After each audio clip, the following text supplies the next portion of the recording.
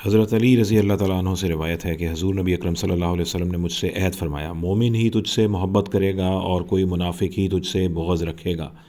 ادی بن ثابت رضی اللہ تعالیٰ عنہ فرماتے ہیں کہ میں اس زمانے کے لوگوں میں سے ہوں جن کے لیے حضور نبی اکرم صلی اللہ علیہ وسلم نے دعا فرمائی ہے۔ اس حدیث کو امام ترمذی نے روایت کیا ہے اور فرمایا کہ یہ حدیث حسن صحیح ہے۔ حضرت جابر بن عبداللہ رضی اللہ تعالیٰ عنہما فرماتے ہیں کہ اللہ کی قسم ہم حضور نبی اکرم صلی اللہ علیہ وسلم کے زمانے میں اپنے اندر منافقین کو حضرت علی رضی اللہ تعالیٰ عنہ سے بغض کی وجہ سے ہی پہچانتے تھے۔ اس حدیث کو امام طبرانی نے بیان کیا ہے۔ حضرت بریدہ رضی اللہ تعالیٰ عنہ سے مروی ہے کہ حضور نبی اکرم صلی اللہ علیہ وسلم نے فرمایا، اللہ تعالیٰ نے مجھے 4 آدمیوں سے محبت کرنے کا حکم دیتے ہوئے فرمایا ہے کہ اللہ تعالیٰ بھی ان سے محبت کرتا ہے۔ آپ صلی اللہ علیہ وآلہ وسلم سے عرض کیا گیا، یا رسول اللہ ہمیں ان کے نام بتا دیجئے۔ آپ صلی اللہ علیہ وسلم نے 3 مرتبہ فرمایا کہ علی رضی اللہ تعالیٰ عنہ بھی انہی میں سے ہیں، اور باقی 3 ابو ذر، مقداد اور سلمان رضی اللہ تعالیٰ عنہما ہیں۔ راوی کہتے ہیں کہ حضور نبی اکرم صلی اللہ علیہ وسلم نے مجھے ان سے محبت کرنے کا حکم دیا اور فرمایا کہ میں بھی ان سے محبت کرتا ہوں۔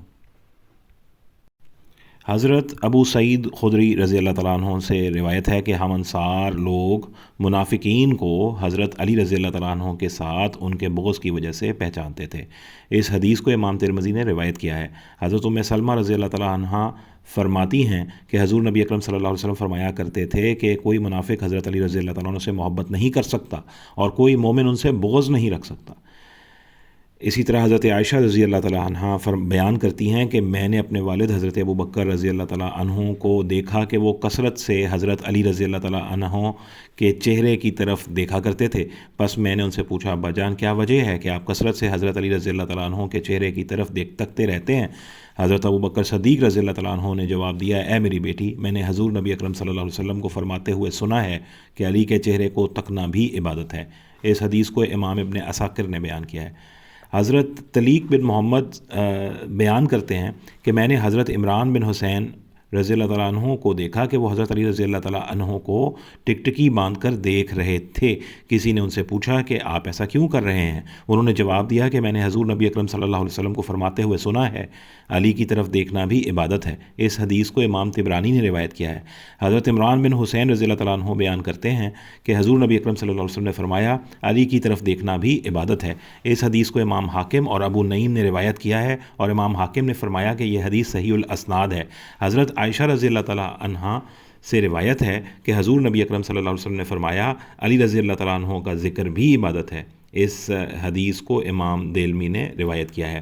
حضرت عبداللہ بن مسعود رضی اللہ تعالیٰ عنہ بیان کرتے ہیں کہ حضور نبی اکرم صلی اللہ علیہ وسلم نے فرمایا، حضرت علی رضی اللہ تعالیٰ عنہ کے چہرے کو تکنا بھی عبادت ہے۔ اس حدیث کو امام حاکم اور طبرانی نے روایت کیا ہے۔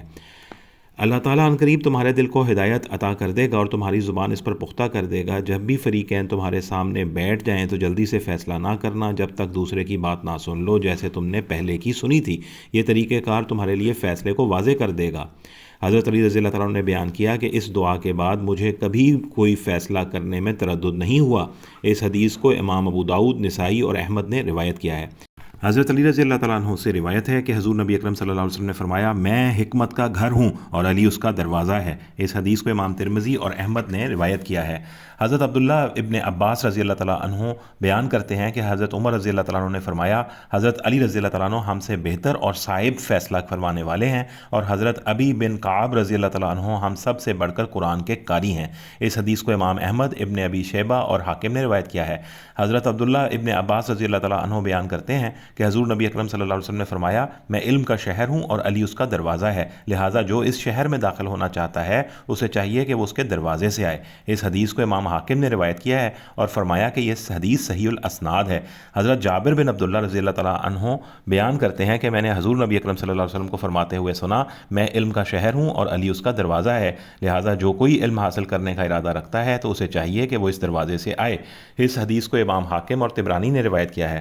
حضرت سعید بن المسیب رضی اللہ تعالیٰ عنہ بیان کرتے ہیں کہ حضرت عمر رضی اللہ تعالیٰ عنہ اس ناقابل حل اور مشکل مسئلہ سے جس میں بوقت فیصلہ ابو حسن یعنی حضرت علی رضی اللہ تعالیٰ عنہ نہ ہوں، اللہ تعالیٰ کی پناہ مانگا کرتے تھے۔